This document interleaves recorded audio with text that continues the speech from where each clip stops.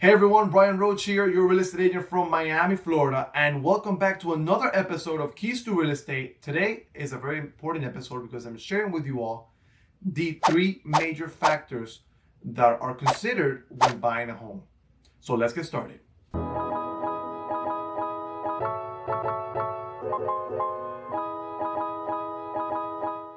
So when you are going to buy a property, you probably don't know where to begin or what to start working on, whether your credit, your savings, you don't know what else to do. So here are the three major factors that are considered when buying a home that you need to work on as well. So the first one is the credit. Yes, it is important to have good credit because that way you will get a better interest rate. A credit score is actually a risk factor tool for banks to consider whether you are a low risk borrower or a high risk borrower. In today's day and age, you can buy a property with pretty medium sized credit around 620 to 640. Now, I do give you that range. That is the low end of the spectrum because you can obviously buy with a higher credit as well.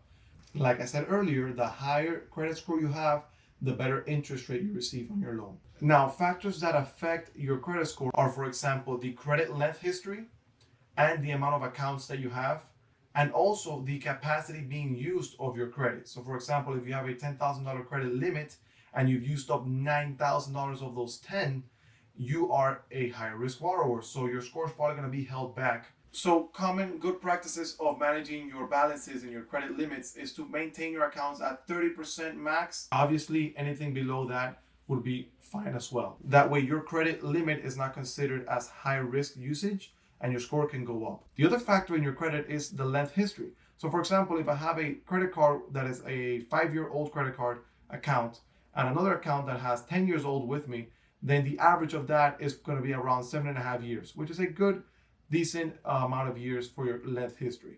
Now, let's say I go to Macy's and I find this amazing deal that I can only get a hold of if I take out the famous Macy's credit card.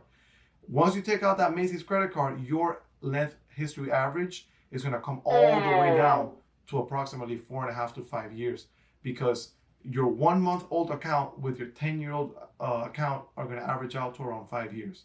So that's not good. If you are in the process of buying a property, that this year or the following year, don't be opening up a bunch of credit cards or new credit accounts because it'll lower your credit history average.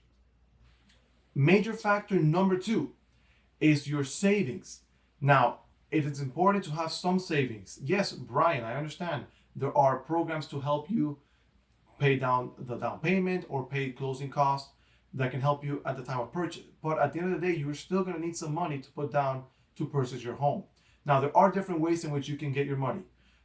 Way you can get your money, number one, your abuelitas. If you have amazing abuelitas and they love you very much, your abuelitas or any other family members can gift you money before the closing to put down as a down payment for the purchase of your home. Another very important factor is that you can use some money of the 401k to put down as your down payment of your home as well. So if you are someone that has a 401k account, keep in mind you can use some of the money to purchase your property. And finally, and maybe the most easiest part of all, is to budget your finances, see how much you spend every month, see how much you're making every month, and try to set yourself monthly and 6-month goals of saving. So if you can save $100 a month, do it. If your income is a little bit higher and you can save $300 a month, you can do that as well. So we're all quarantined in our homes. We're probably not a lot of us are eating that much outside. There is some savings there. Create a budget, try to follow it as close as possible to your list, and save as much as you can because the more you save, the more down payment you're going to be able to put down at the time of purchase, and the lower your monthly payment is going to be. And the third and final factor is the income. Now, here's where a lot of people have a misstep because a lot of people make money earning their income through a 1099 form or self-employed or freelancer, etc. A lot of others do make their income with a W-2, which is a little bit easier to manage. But the reason I say this is because sometimes when you go and you meet with your accountant at the end of the year, you tell your accountant, Accountant, I do not want to pay income tax. So then your accountant says, say no more. And then he writes you a very low income. So that means that when you go apply for a loan, the bank is going to see your low income and you're probably not going to get the loan amount that you need to purchase the home that you want. It'll technically mean that you'll have to put a higher down payment to balance out that low mortgage amount that you are receiving because of your low income. So it's crucial if you are planning on purchasing a home, first of all, tell your accountant, hey, Pepito, Perez, whatever his name is, Pepito Perez, whatever his name is. then you tell them, I'm looking and I'm interested in buying a property this year or next year. Please help me in my taxes and let's put a reasonable amount of money declared and filed in the taxes so I can purchase the home that I want. Because again, the mistake that a lot of people make is that they come in with very low tax filings and then they can't afford the home that they want.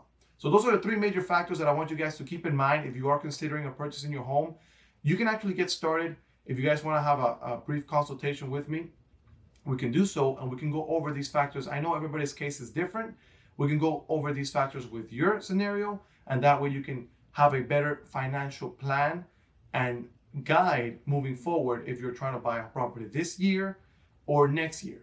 So if you are interested in figuring out how much you can afford and what type of property you can get and in the time frame you can get it, feel free to reach back out to me. My cell phone is 305-439-6211 and we can help you organize a financial guide to get you to home ownership.